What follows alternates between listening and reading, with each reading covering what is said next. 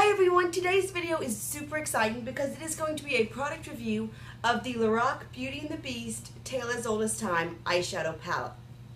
Now if you know me, then you know I absolutely love makeup and I love Disney items. So when I saw that Lorac was kind of surprisingly like, hey girl, we're just gonna like launch this and not, excuse me, I have the hiccups. Oh, that lip gloss is not so cute, is it? What in the world? That's another review for another day. I have things to say about the lip glosses. But when I saw that Lorac was launching this palette, I was like, I gotta have it. I gotta buy it because it's Disney and it is makeup. And I love the Lorac Pirates of the Caribbean collection. And I was really excited about, excited about it, and I knew I wanted it, but I was also hesitant. I mean, I went ahead and bought it and I knew I was going to, but I was kind of like, nobody told us about this. Lorac told us about the Pirates of the Caribbean collection like, I don't know, a few months ago, before it launched, I mean. And so we all got time to be excited and get hyped. This just fell out of the sky. Like, I wake up at 4:20-ish to go to work because I work as a lifeguard from 5 to noon most days. Sometimes other times, like today I work until 1. But because of that, I was like, okay, well, I just go online, and somehow I saw this, and I was like, what the world? And I didn't buy it immediately. I kind of thought about it, and then I went home and bought it, and I missed the lipstick, which makes me really angry. But I was kind of like, did they just drop this collection? Like, did they see Pirates did well, so let me just drop this another Disney collection? I don't know. It's kind of sketched out, but I bought it.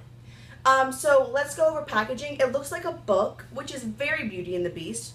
In case you've, I don't know, never heard of Beauty and the Beast, Belle is the main character and she is a reader. So this looks like a book. It is gold foil, which is why the lighting is so like off. And it's got this red, also foiled rose and Tale as Old as Time, which is like the first line of the Beauty and the Beast song. I'm not gonna sing it because I can't sing Save My Life. It was $48, and there are 11.2 grams of product in here, which means that there's less than 1 gram per eyeshadow.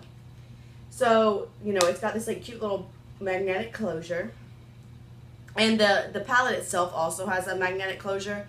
This is just kind of for show, but it is really cute. And then you open it up. You have a nice size mirror. It's not a full mirror. It's really pretty. And if you like prop it up, then it's workable, but you can't, it's very hard to like actually use it when you're applying your makeup, if that makes sense. On the mirror, it says, love looks not in the eyes, but in the mind, right here.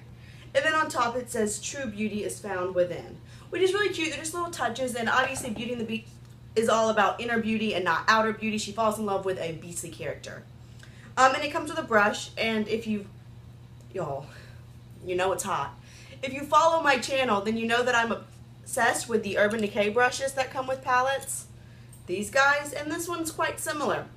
But in look, and I would say in quality. If you have the Urban Decay, not that, the full spectrum brush, if I can find it. Here it is. No, that's not the full, here, no. You know you have too many brushes when.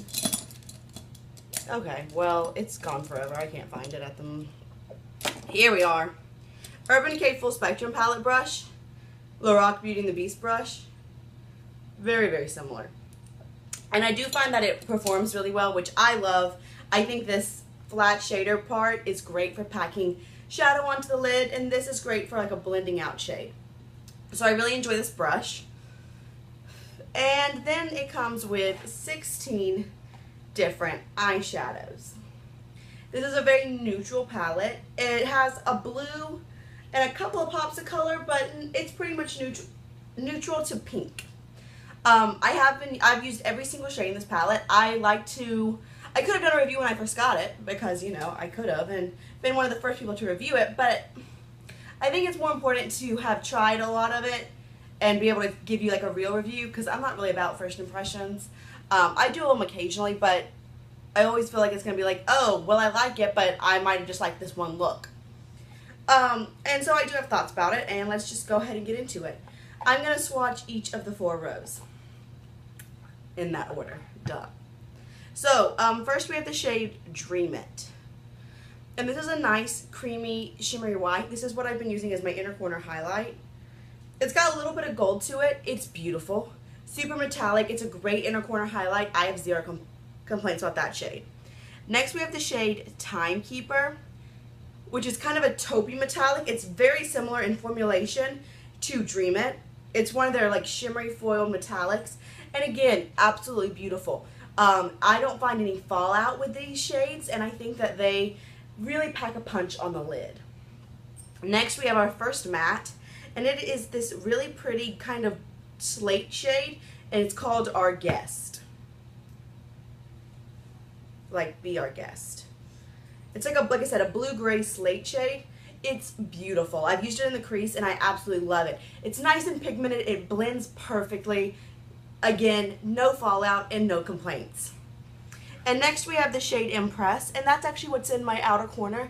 I did find that this one, it's another matte. It's kind of a purpley brown shade. It's very unique, and I do enjoy it. But I did find that it was a little patchy, and when you blended it out, it just kind of looked patchy. I think it looks okay.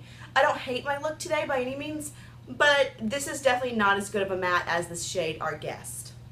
Next we have the shade Beast Mode, which is this really pretty deep navy. I have this under my eyelid and I love it. It's so creamy, so pigmented, not at all patchy, and blends beautifully. Again, absolutely no complaints with that shade. Next we have the shade Enchanting, which is the gold, the shimmering gold. I was like, if they don't have a shimmering gold, then this is a terrible palette, because hello, Belle's Dress is shimmering gold. And you don't notice it at all in the pan, at least I don't, but on the lids and kind of in a finger swatch, maybe you can see, there's a tiny bit of a pink shift to it, which just gives it a little bit more of a unique feel. This one is slightly powdery, but I didn't notice any fallout, and it's very shimmery. It catches the light super nicely. Another beautiful shadow. Then we have the shade Swept Up, and I want to show you, you see in the pan, it's a black shadow with blue and purple and gold glitter. I know that with this background being metallic, it's kind of hard with my camera, but just trust me. And I have been using it. You can see even a swatch, you get some of the glitter. On the lids, it just looks like a matte black. This one is not quite as pigmented as the others, but it still does work. You can build it up. It's a little bit patchy, but it's a nice black shadow. It's not the best I've ever tried, but it's good. And then we have the shade Look Beyond, which is kind of a yellow toned neutral. I've been using it to blend out all of my shades, kind of as my transition shade. It's kind of a mustardy shade. For my skin tone, it works. I think if you're much deeper than me, it's not going to work as a transition shade. And you're going to be kind of hard pressed to find a transition shade in this shadow if that one doesn't work for you. Third row, we have the shade My Castle, which is another one of their metallic shades, and it's a beautiful copper. Like, you can't argue with that pigmentation. Absolutely gorgeous, no fallout, zero complaints. Then we have the shade Chip In, which is a matte, kind of a cream. I've been using this as my inner corner, my brow bone highlight to set under my eyes and down the middle of my nose. It is pigmented. It's not quite as some of the other mattes, but it does work. It's very nice. I really enjoy it. It's a little bit powdery, but again, I haven't seen any fallout or anything, so I like that. Next, we have the shade Romance, which is a very orangey toned brown, and it's another matte. It's right there. It's a little more pink than a lot of the really popular warm tone browns, but it's still gorgeous. That might be a transition shade if you have a much deeper skin tone than me. I don't know. And next we have the shade Spellbreaker. Again, in the pan, it's a brown with a lot of silver glitter, but, gold glitter, excuse me, I stand corrected. But on the eyes, it really just shows up as a matte brown, but look at how deep and saturated it is. Super pigmented. And next we have the pink row. And it's the last row. We have the first shade, Inner Beauty. . It's a beautiful matte light pink. It's kind of like a purpley light pink. It's a lavender. Gorgeous. Absolutely beautiful. I was really afraid that it would have a lot of fallout, and it does not at all.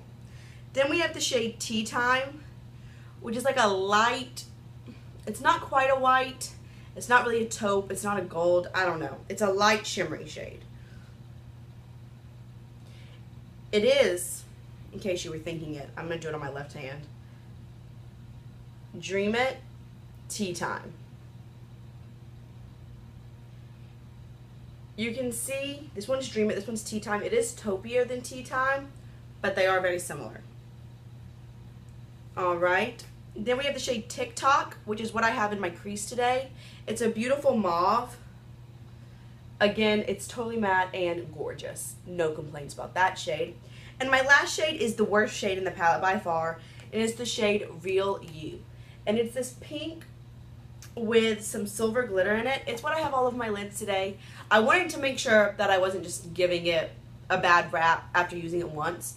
I used it all over my lid today, and it's not very good. It is a pink with silver glitter, but it's really chunky. I'm going to swatch it right here. It swatches beautifully. Like, look at that. It swatches absolutely lovely. But when you put it on your eyes, it just comes off really flaky and chalky. I think if you use a glitter glue, which I did not do because I feel like that's kind of cheating, but if you used a glitter glue, you might really like it. But if you don't, if you use a normal eyeshadow primer or no primer at all, you're not going to like it. So here are the 16 shades again. All in all, I think it's a beautiful palette. I think that the only dud is this Real You shade, but the other ones are great. They are beautiful, they're pigmented. You can get a lot of looks. It's a very neutral palette though. I don't think it's near as unique as the Lorac Pirates of the Caribbean collection. Another thing, and this is not about the quality, but I was a little disappointed in the name choices. I mentioned many times, I felt like the Lorac Pirates of the Caribbean was so well thought out. Each of the names was just really cute. It was very relevant, that's the word I'm looking for, to the movies, the franchise. I really loved that. I feel like some of these, we have Beast Mode, Tea Time, Chip In, Our Guest. Some of these are great and really cute. But then you have just kind of generic shades. TikTok, Real You, Inner Beauty, Romance, Spellbreaker. I mean, yes, they do work, but they're just not quite as unique to me. You don't have a, like, you know what? You can give me, like, Wardrobe, Beast, Belle, Chip, Lumiere, Fifi. Like, you can just give me straight up names. I'm cool with it. So, I like it, but I don't feel like it was as well thought out. I think the packaging is beautiful. I think it's great. I just don't feel like it was as complete as the Pirates of the Caribbean collection. I think the shades are really nice. I think you can get a lot of great looks out of it, but it's not as unique as the Pirates of the Caribbean collection. These pinks are pretty. I was kind of hoping they would save my interest for the new Too Faced Natural Love palette, and they did. This blue is gorgeous. I mean, it's a beautiful palette. I can't really fault any of the shades except for that one pink one. You really can't. I don't know. I didn't feel as inspired is really what it is. But it's a great palette. For $48, I think it's nice. If you miss it and you're like, oh man, it's so unique, it's not. I'm probably going to, well, if you want to see Do You Really Need It? It's a series I do on this channel where I go through a palette and I'm like, I compare it to a lot of things I already own and I'm like, do you really need it? If you want to see that, I can do that on this palette. It's pretty. I like it. If you love Beauty and the Beast like me, you're going to buy it anyway, and I don't think you'd be disappointed. I don't think you'd buy it and be like, wow, $48 for a crap palette I can't get a single look out of. Not by any means. But if you think, I personally think the Lorac Pirates of the Caribbean palette is better. But I still like it. I'm still happy I own it. If we're being honest, this could probably be an absolute crap palette, and I'd still be happy I own it just because I just love it. But those are my overall thoughts. I really like it. I will be reviewing the lip gloss set. I'm wearing one of those today, and the cheek palette soon on my channel. And if you have anything else you want to see, I want to give you all an up close of those swatches. First row, second row, third row, fourth row. If there's anything else on my channel that you really want to see, go ahead and let me know. I love doing videos that are requested. I have like 40 videos I want to make right now, but if there's something you want to see, let me know. I'm going to go cool down because it's probably 74,000 degrees in this house. Even though my air is set on 72. Yay, South Florida in the summer. But South Georgia. I don't live in Florida anymore. But I really hope you enjoyed it, and I'll see you all soon. Bye.